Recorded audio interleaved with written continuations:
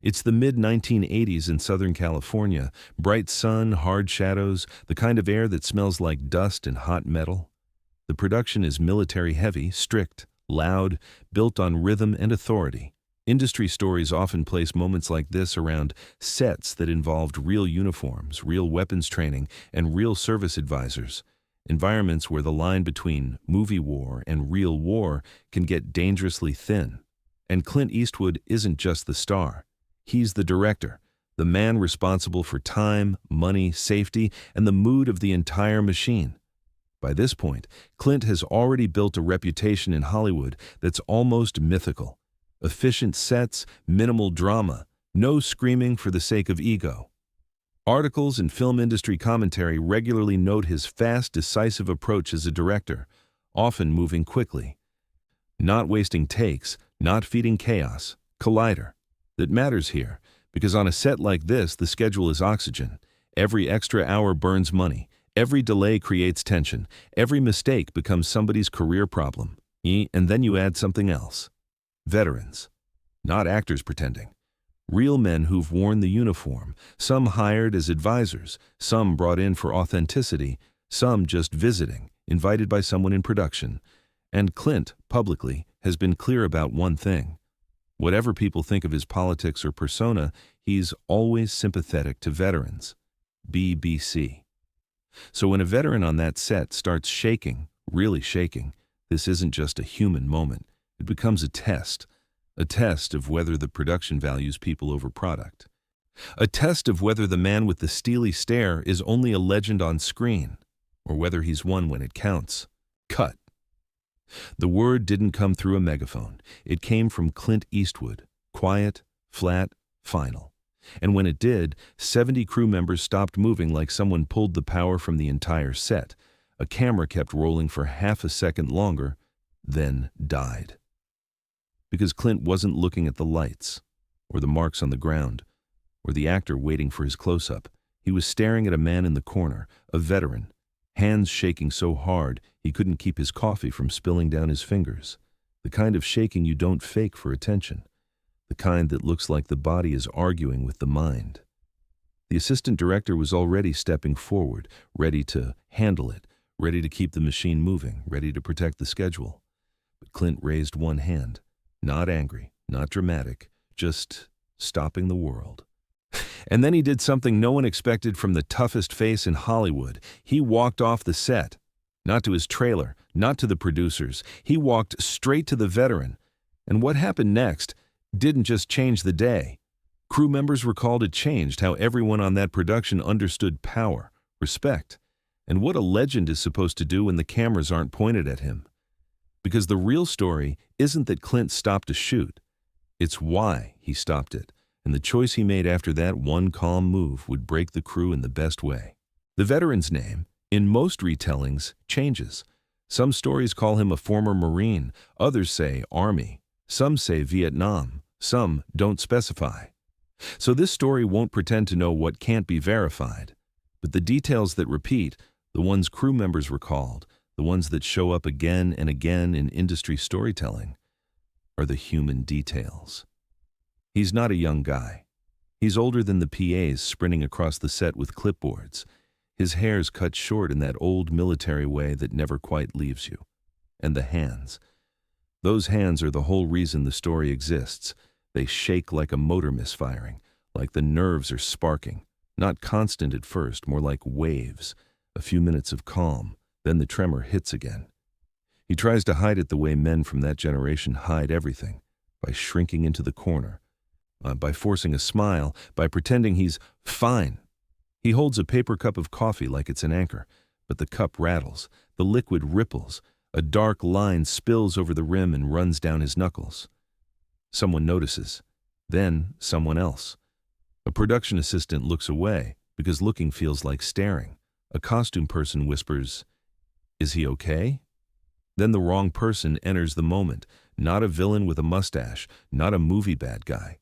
The antagonist here is a very real Hollywood type, the schedule-obsessed, image-protecting authority figure, the kind who sees human pain as an inconvenience. In some tellings, it's a security lead. In others, an assistant director. In others, a production manager. We'll call him the unit boss. And the unit boss has 2 or 3 vivid traits everyone remembers. 1, a voice that carries. Not because it's strong, because it's practiced. 2, a habit of checking his watch like time is a god he personally serves. 3, the belief that the set belongs to him when Clint isn't looking. He sees the shaking veteran and doesn't see trauma. He sees disruption. He sees risk. He sees a headline he doesn't want, and he moves in with a smile that isn't warm, not to help, to control, to remove, to keep the machine clean.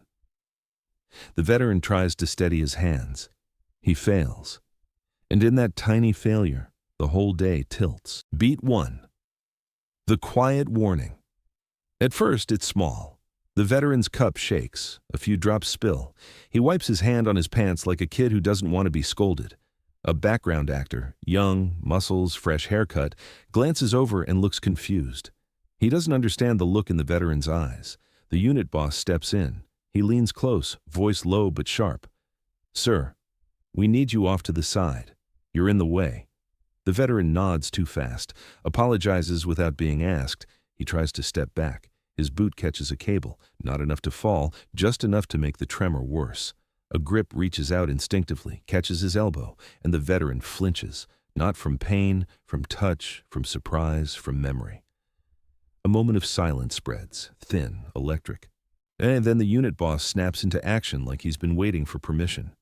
"Okay, that's it, we can't have this." He signals 2 people, not gently, efficiently, like moving equipment. The veteran's face changes, not anger, something worse, shame. He tries to smile again, fails. And somewhere across the set, Clint Eastwood sees it. He's not rushing, he's not running, he just stops walking and watches. Pattern interrupt. The loudest man on the set suddenly becomes irrelevant because the quietest man has noticed. Beat 2. The machine tries to roll. Anyway, the assistant director calls for places. Someone yells for sound. The camera team adjusts. The set tries to pretend nothing is happening. Because that's what productions do. They keep moving. But the veteran is now the center of a storm he never wanted. The unit boss speaks louder, performs authority. "Sir, you're making people uncomfortable. We've got a schedule." Uncomfortable. That word lands like a slap. A medic, maybe a set medic, maybe a military advisor, moves closer, trying to read the situation. The veteran's hands are shaking harder now. He's not holding a cup anymore. Someone took it. Or it fell. The coffee is on the ground, darkening the dirt. He looks down at it like he's looking at a mistake. Then he does something heartbreaking. He bends to clean it, with shaking hands, on a film set, surrounded by people with headsets and walkie-talkies and power. A man who once carried a rifle, now trying to wipe coffee off dirt so he won't cause trouble. And that's when Clint speaks, not to the veteran, not to the unit boss, to the whole machine. Cut. 1 word. No speech, no explanation, just the end of forward motion. Everything freezes. The assistant director's mouth stays half open like the next command got stuck inside. A light hums, a flag flutters somewhere, and Clint starts walking. Not fast, certain. Pattern interrupt. In an industry addicted to volume, power shows up as quiet movement. Beat 3. Clint makes it personal. Clint doesn't approach like a hero entering a scene. He approaches like a man entering a problem he intends to solve. He stops in front of the veteran, close enough to be real, not close enough to invade. He looks at the shaking hands. He doesn't flinch. He doesn't pity. He just sees. Crew members recalled that Clint's sets often felt calm, almost understated. So the calm here doesn't feel performative. It feels like his normal temperature, or collider. The veteran tries to stand straighter. Old habits. He tries to speak. No words come out at first. The unit boss can't handle the silence. He fills it with ego. "Clint, we're burning daylight. We can't stop for—" Clint lifts a hand again, not dramatic. A simple, "enough."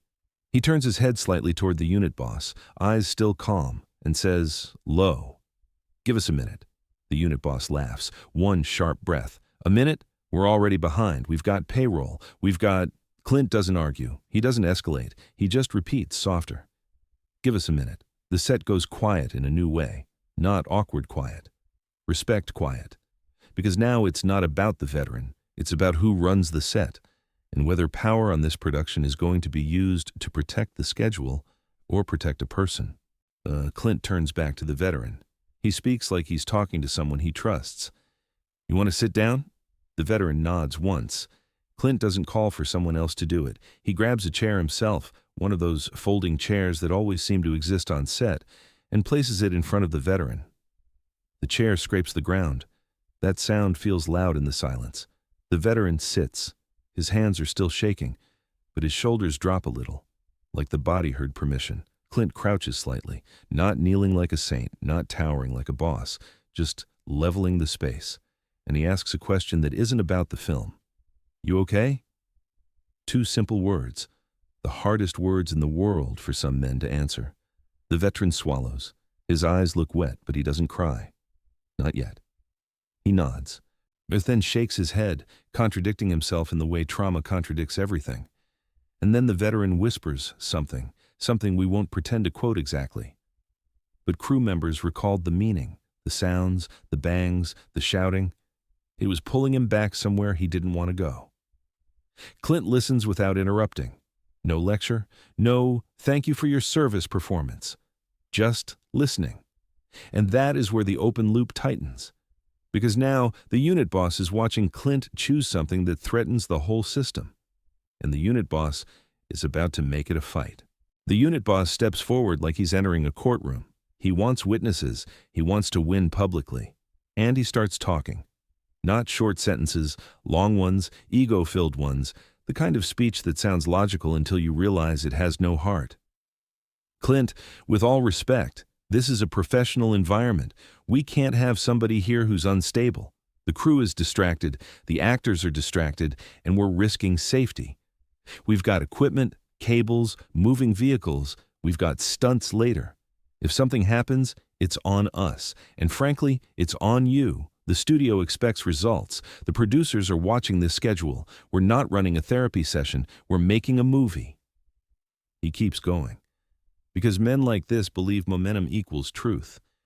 And if we start stopping every time somebody has a moment, then we'll never finish. We'll never make our days. We'll look amateur. We'll look weak. We'll lose control of this set. A few people nod slightly, not because they agree, but because they're scared. Then the unit boss delivers the line that turns the air cold.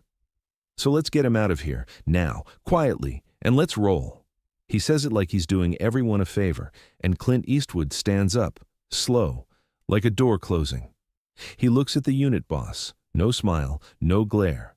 Just the face audiences have watched for decades, only now it isn't acting. Clint speaks, short, final. He's not a problem. The unit boss scoffs. Clint, come on! Clint cuts him off with the calm of someone who doesn't need permission. This set can wait. A murmur moves through the crew. Oh, it's tiny. Unplanned. The unit boss tries to push back, because he can't imagine authority that isn't loud. You're going to shut down production for one guy? Clint's answer's even shorter. Yes. One word. A controlled hammer. And then Clint does something that changes the power dynamic completely. He turns away from the unit boss, not to dismiss him cruelly, to remove him from the center of the universe.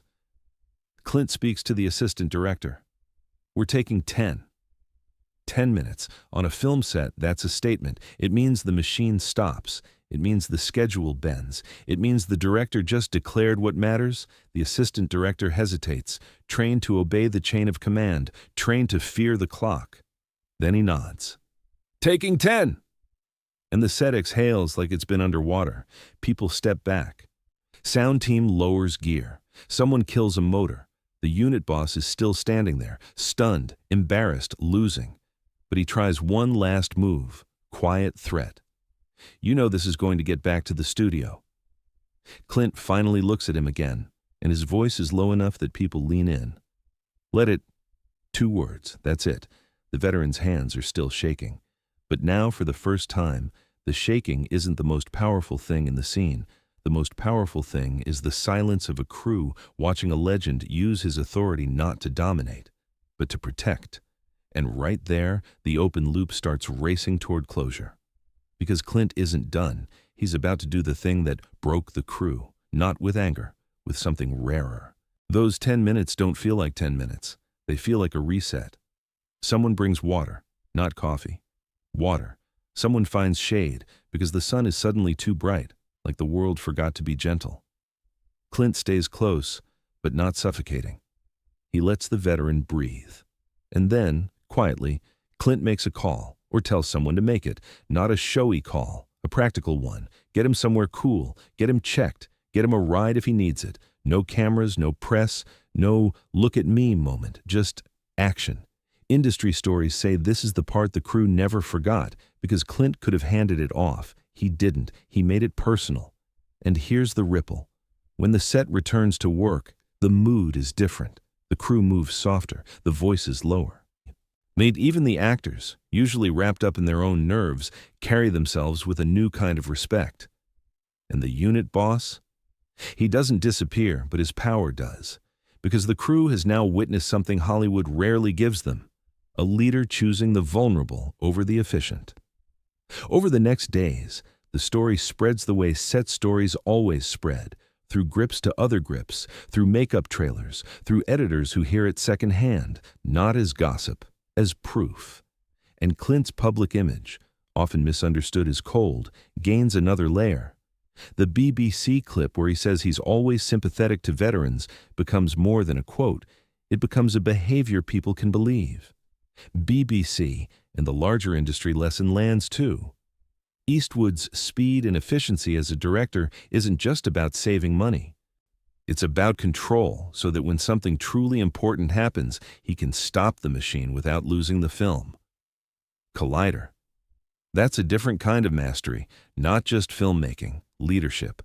Because at the end of the day, no one remembers the exact shot list. They remember the moment the set became a real place again. There's a reason stories like this cling to Hollywood legends, not because they prove someone is perfect, because they prove something is possible. A film set is a factory dressed up as art. It runs on pressure, it rewards speed, it punishes emotion, and most people learn to survive by becoming smaller. But Clint Eastwood, at least in the way crew members recalled this day, did the opposite. He used the one thing Hollywood always respects, authority, and he spent it on someone who couldn't give him anything back. No publicity, no award, no leverage. Just a human being who needed the world to stop spinning for a minute. That's the moral. Real strength isn't the ability to keep rolling. Real strength is knowing when to stop. And if you want one line to carry out of this story, it's this. A crew can forgive a delay. They don't forgive a lack of dignity. Final quote-style closer. The day you treat a hurting man like a problem is the day you've forgotten what you're building. If you want more true-to-the-spirit Hollywood stories, moments where legends reveal who they are when the spotlight isn't aimed right, hit subscribe. Drop a like if this one surprised you, and share it with someone who thinks leadership is always loud. Because the best behind-the-scenes stories aren't about fame. They're about choices. And Clint's choice here, quiet, controlled, and human, hits hard for a reason. Comment question, one strong question. What would you have done in that moment? Keep the cameras rolling, or stop everything to protect one person? Tell me in the comments. And if you've ever seen a real leader step in quietly, I want to hear that story too. Hard-hitting final line. Some men direct movies, and some men direct the room.